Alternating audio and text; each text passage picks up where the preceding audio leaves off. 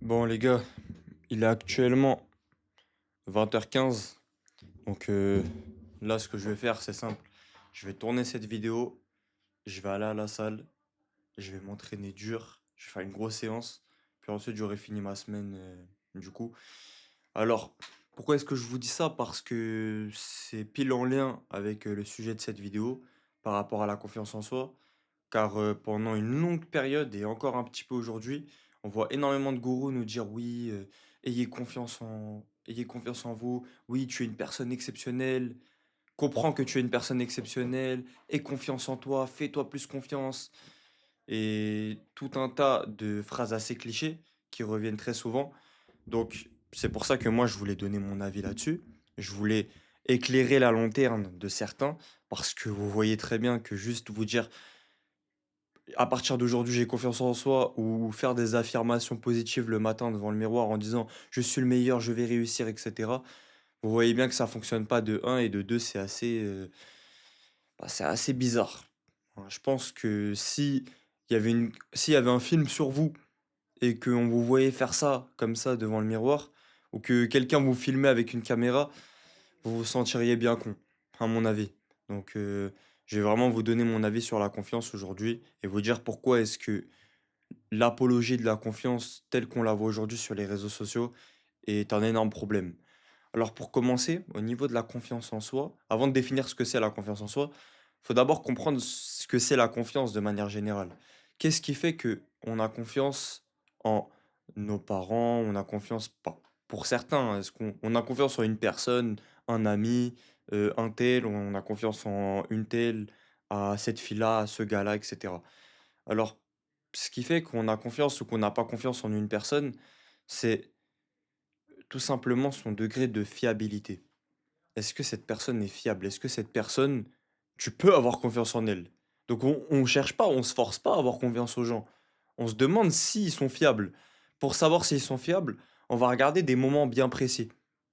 On va regarder, par exemple, ah tiens, tel jour, elle était là pour moi alors qu'il y avait personne d'autre qui était là pour moi. Ah tiens, ce gars-là, il était là pour moi. Ce gars-là, il a fait ça pour moi. Ah tiens, ce jour-là, il m'a montré quand même que ça va, je pouvais compter sur lui, qu'il avait qu'une parole, il avait beaucoup de choses à faire, mais il m'a quand même rendu son travail. Il a quand même fait le boulot. Il m'a fait ce qu'il m'avait demandé. Il a montré qu'il avait qu'une parole. Ok, je commence à avoir confiance en lui. Et au fil du temps, au fil des mois, des années et potentiellement même des décennies, bah, votre confiance en cette personne-là, si cette personne ne vous fait pas de phase, elle va faire que s'accumuler. Donc elle va s'empiler. Vous allez avoir confiance comme ça, puis comme ça, puis comme ça, puis comme ça. Au fil des années, ça va augmenter. Ce qui va se passer, c'est que ça va être linéaire comme ça. Donc ça augmente au fur et à mesure du temps passé, pendant lequel cette personne vous a montré, excusez-moi, que vous pouvez compter sur elle. Et le problème, c'est quoi? C'est que dans toutes les personnes qui parlent de confiance en soi, font une distinction trop ardente entre confiance en soi et confiance au reste du monde. Et ça, c'est un énorme problème.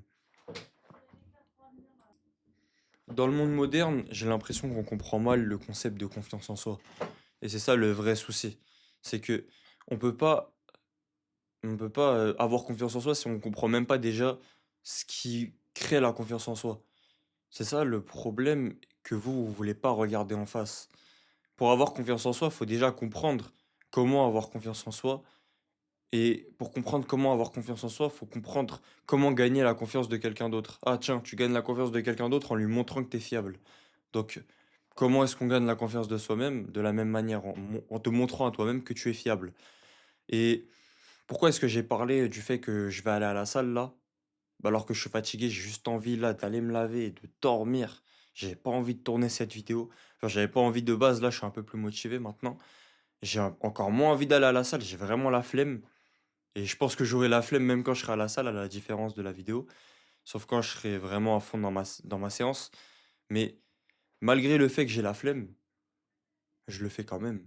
Pourquoi? Parce que c'est pas à ma flemme de décider de mon avenir, c'est pas à mes sentiments de dicter ce qu'il va se passer, ce que je vais faire, mon année, comment est-ce qu'elle va se passer. C'est ça, en fait, que vous devez comprendre. Et quand vous faites ça une fois, ça va rien changer. La vérité, c'est que vous pouvez vous montrer à vous-même que vous êtes fiable pendant un mois. Vous n'allez pas forcément gagner une grosse confiance en vous. Mais aujourd'hui, moi, en me montrant pendant plus d'un an que je suis fiable, que je suis différent de la masse, que je suis le meilleur, et je pense sincèrement que je suis le meilleur, mais je l'ai prouvé à chaque instant. À chaque fois que je fais quelque chose, je le fais proprement, je montre ma fiabilité, je dis ce que je pense, je suis honnête avec les gens, je leur fais pas perdre de temps, je suis en alignement avec ce que je dis dans mes actions. Je ne suis pas un hypocrite, on va dire, un hypocrite dans le sens de la dernière vidéo, du style, je ne suis pas quelqu'un qui va dire quelque chose et avoir des actions qui sont à l'antithèse de ce que je dis. Je suis conscient de tout ce que je fais, je fais attention au moindre détail dans mes actions et dans mon comportement au quotidien.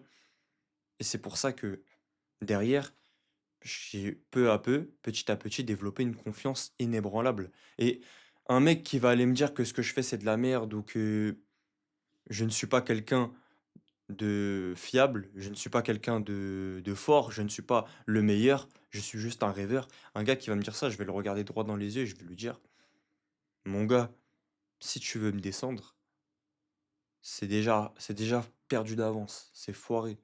Tu vas pas pouvoir me convaincre que je suis pas fiable parce que moi-même, je me le suis prouvé. Maintes et maintes fois, je me le suis prouvé. Et le souci, c'est que la plupart d'entre vous, vous n'avez jamais réussi à vous prouver que vous étiez fiable. Le problème, c'est que là, la plupart, dans cette situation-là, quand vous avez le choix entre bosser et aller à la salle juste après ou aller dormir, vous allez dormir une fois que vous êtes fatigué. Quand vous avez fait déjà une grosse journée, vous dites bon, ça suffit. Ça y est, c'était une grosse journée. Allez, je suis fatigué. J'ai dit que j'allais le faire, mais je le fais quand même pas. C'est ça le souci. C'est que vous perdez la parole. En fait, vous sacrifiez votre parole dans le vent. Vous parlez, mais vous parlez dans le vent. Et vu que vous parlez dans le vent, à la fin, on vous prend pour des bouffons. Dès que vous parlez, le reste du monde souffle. Et croyez-moi qu'il y a une partie de vous qui souffle même quand vous parlez. Et quand il y a une partie de toi qui souffle quand tu parles, c'est là que t'es foutu. Tu peux être quelqu'un de très déterminé, tu peux avoir une envie de réussir incommensurable, abyssale. Tu peux avoir une envie abyssale de réussir, mais il y a aussi une différence abyssale entre tes envies et tes actions, entre ce que tu dis et ce que tu veux, entre ce que tu dis que tu veux et ce que tu fais, entre ce que tu dis que tu vas faire et ce que tu fais réellement. Le problème, il est là. Et la réalité des choses, c'est que tu peux être quelqu'un de déterminé, tu peux être le plus déterminé des loups, mais tu peux aussi être le plus indiscipliné. Tout simplement parce que la cohérence entre tes actions et tes paroles, elle n'est pas respectée, elle est coupée.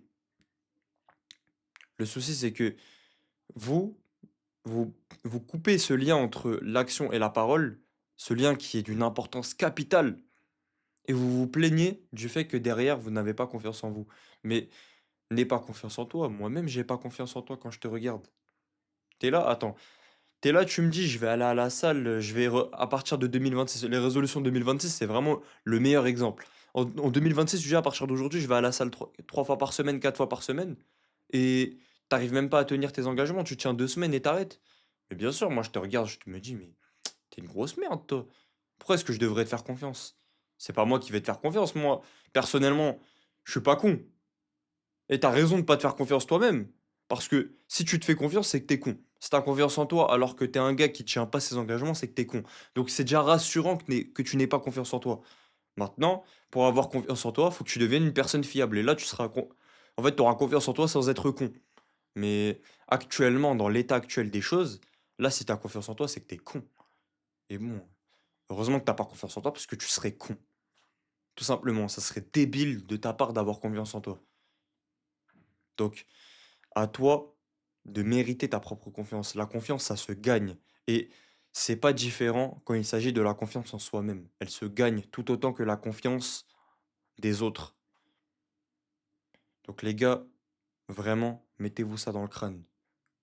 Arrêtez de distinguer avec tant de ferveur la confiance des autres avec votre propre confiance. Commencez à vous considérer, commencez à vous respecter, commencez à vous voir comme une personne à part entière et donc commencez à devenir fiable. Faut que vous puissiez compter sur vous. Fixez-vous des petits objectifs. Là, en 2026, au lieu de dire je vais reprendre la salle 5 fois par semaine, 6 fois par semaine, je vais m'entraîner tous les jours, je vais reprendre ça et en plus je vais faire ouais, je vais faire du closing, je vais me lancer dans cette nouvelle opportunité business e-commerce. Ah tiens, j'ai entendu parler des business intelligence artificielle, je vais me lancer là-dedans en plus du e-commerce à côté. Au lieu de vous dire vous allez faire tout ça, concentrez-vous sur un truc déjà de un et surtout commencez petit. Commencez petit. J'ai confiance en moi car je suis conscient de mes propres limites, de mon côté. Donc soyez conscient de vos limites. Non, vous te dis pas tu vas créer en une journée une boutique e-commerce. Te dis pas je vais me lancer dans l'e-commerce. Dis-toi, tiens, je vais commencer déjà par m'en renseigner sur l'e-commerce. Ah tiens, la plupart des gens ils se lancent pas. Ok, moi j'ai dit que j'allais me lancer dedans. Je vais, je vais commencer à à me renseigner sur la création d'une boutique. Il faut que j'ai fini ça à la fin de la semaine. Ok, j'ai créé une boutique. D'accord. Comment est-ce que je peux l'améliorer? Ok, je vais pas faire des trucs de fou. Un produit par jour. Ok, qu'est-ce qui me plaît? Qu'est-ce que j'ai envie de vendre? Ah tiens, j'ai envie de vendre ça. Ah vas-y, je vais tester. Je vais faire une petite page de vente rapidement et je vais la poster. Même si ça fait pas de vente au début. On veut pas que ça fasse forcément des ventes. Nous, ce qu'on veut, c'est que vous fassiez du blé sur le long terme. Vous posiez une brique à chaque fois. Chaque fois que tu poses une brique, derrière, tu t'envoies un message, tu t'envoies un signal, tout simplement. Donc, commence à poser les premières briques. Tiens, au lieu de te dire je vais créer la boutique en entier dès demain, commence à dire ah tiens, je vais faire une page produit ou je vais faire une petite description dès maintenant, avant même d'avoir créé le site. Ça se trouve. Mais commencez à produire. Produisez, produisez, produisez. Et arrêtez de toujours vous surestimer. Parce que c'est clair que si vous vous fixez des objectifs, par exemple du style reprendre la salle 6 fois par semaine, alors que de base vous êtes sédentaire et vous foutez rien, et vous êtes un gros lard vous êtes des gros lards qui mangez des chips en regardant Netflix le soir au lieu d'aller à la salle, ça va pas être facile, je vous le dis. Il y a un gros conflit identitaire qui va s'installer. Vous n'êtes pas encore un sportif. Et pour devenir un sportif, faut commencer petit. Donc, ça peut paraître ridicule, aller à la salle une fois par semaine. Faites, et même, je vais vous le dire, hein, faites une pompe par jour. Vous allez me prendre pour un dingue. Vous allez dire, c'est quoi cette connerie, une pompe par jour? Vous allez voir, vous aurez envie d'en faire plus petit à petit, tout simplement. Donc faites juste une pompe par jour. Allez une fois par semaine à la salle. Fixez-vous des objectifs, mais dérisoires presque, au début, quand vous voulez monter. Et tenez-les. Le plus important, c'est pas de se les fixer, mais c'est de les tenir. Et quand vous les augmentez doucement et vous les tenez à chaque fois. Ok, je passe une fois par semaine à deux fois par semaine. J'augmente à deux fois par semaine, je tiens. Et si vous les tenez pas, sanction à la fin de la semaine. Sanctionnez-vous. Tiens, qu'est-ce que je fais déjà? Moi, pour moi, la première chose à mettre en place, c'est un cardio en fin de semaine.